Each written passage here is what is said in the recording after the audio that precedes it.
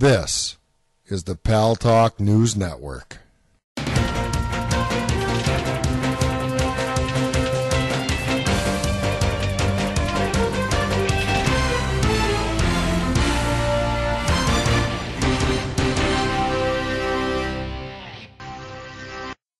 News Talk is online. News Talk Online is a production of paltalk.com, the largest multimedia interactive program on the internet, with more than 4 million unique users on demand on iTunes and on YouTube and on Blip TV and on my blog, GaryBaumgarten.com.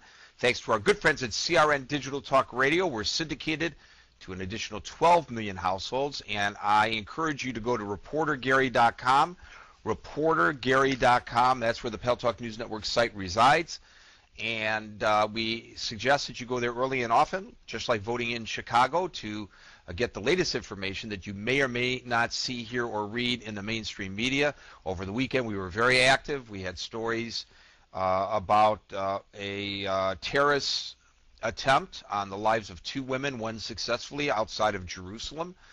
We had a story about 1,500 toys stolen from Toys for Tots in Massachusetts. Why these stories don't make the front pages of all of our newspapers, I don't know, but who cares as long as we have them on the Pal Talk News Network site at reportergary.com.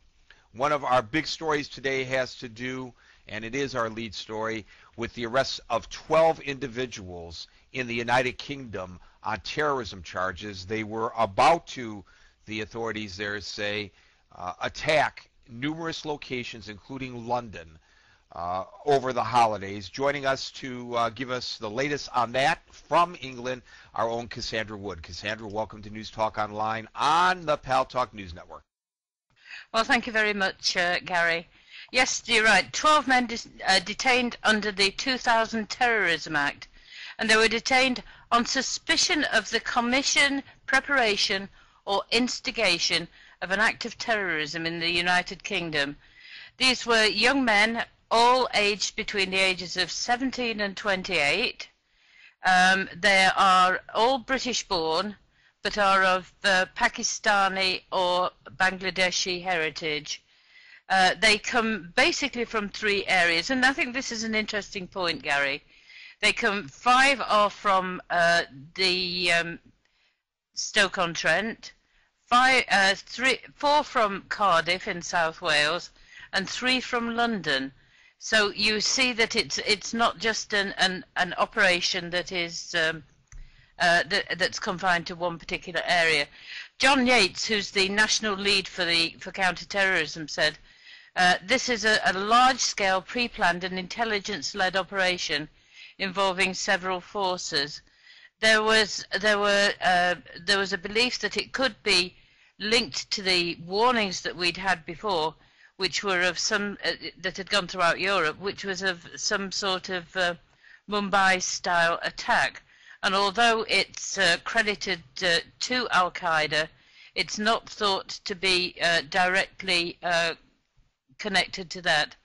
Information is limited at the moment, though, Gary, because obviously they are still at the early investigation stages, and they feel that it's necessary to maintain a degree of secrecy on this for the sake of the public interest, and so as not to compromise the ongoing investigations in this particular instance. What I find very disturbing, particularly about this, Cassandra, is that these are homegrown terrorists, at least allegedly terrorists. We are fortunate to have one of our very own, Karen, who lives a neighbor to a number of those who were arrested. Karen, could you tell us what the atmosphere is in that community where they came from? Hi Gary, well it is primarily a Muslim area. It's Cobridge in Stoke-on-Trent, and two of the houses were in adjacent streets. I know the area very well because I used to work there, but for many, many years now it's been a Muslim enclave, shall we say, and not very pleasant. We've actually had 4 arrests from here. There's one is So I've got it here. One is 17, one is 25, two of them are 26. But there has also been a woman detained. This hasn't been in the main press. A woman has also been detained from a house in Shelton, which isn't too far away, so we're waiting to hear more about that.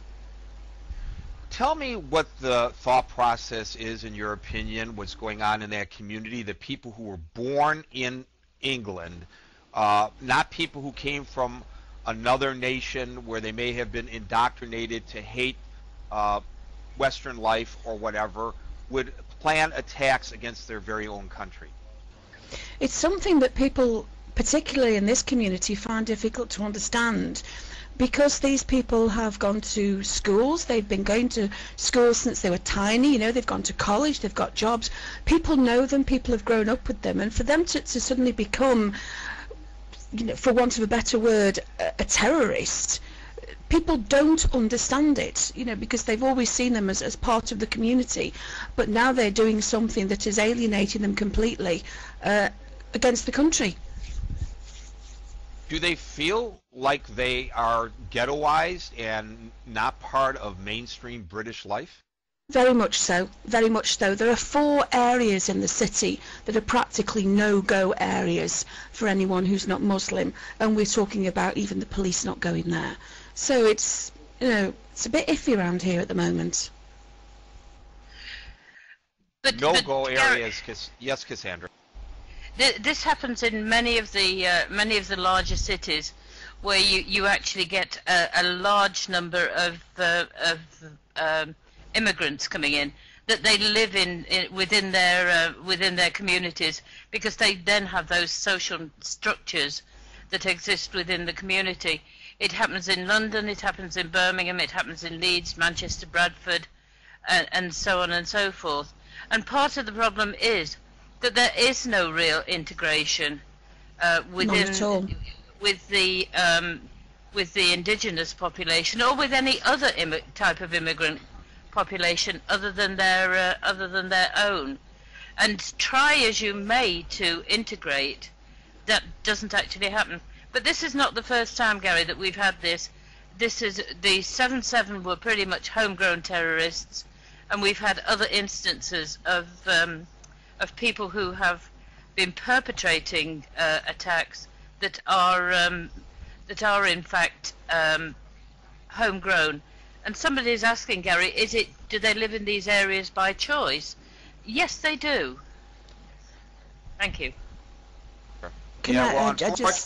Unfortunately, I know that some in the Islamic community believe that they are Muslims first and members of the society in which they live secondly, and that may be, you know, part of what causes for this thought process that allows for them to do the unthinkable, turn against their own country. Andy in the United Kingdom is standing by with a call. Andy, welcome to News Talk Online on the Pal Talk News Network.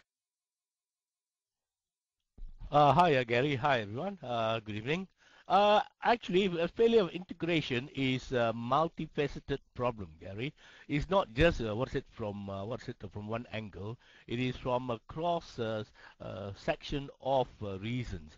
Of course, you'll have people who are new.